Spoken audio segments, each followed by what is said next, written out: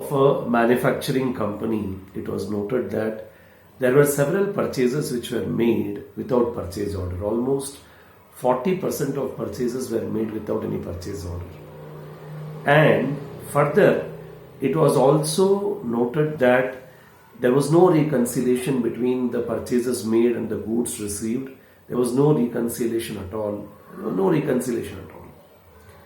And so in such case, how do you deal with this situation where the controls related to purchases are not functioning properly and the purchase orders were generated after the purchase were being done?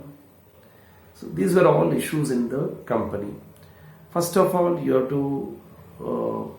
to make a selection of purchases and correspondence with the vendor, and purchase requisition should be taken, and also reconciliation in their account should be checked. So you have to select the purchases, review the correspondence with the vendors, and purchase requisition.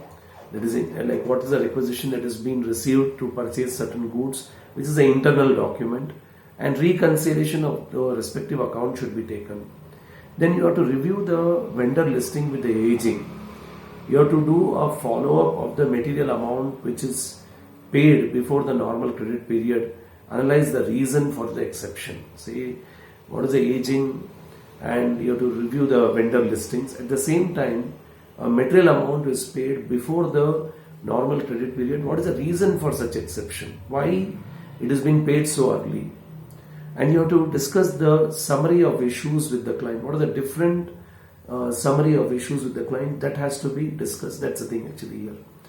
You have to meet the company's purchase officers and obtain responses to the inquiry regarding the purchases made without the purchase order. So you have to talk to the purchase officer of the company why the purchases were made without the purchase order, and why you are raising a purchase order after the purchase has been executed. So all these points to be considered actually here as far as the purchases are concerned in relation to purchase account and the accounts payable account. Fine. I'll see in the next video.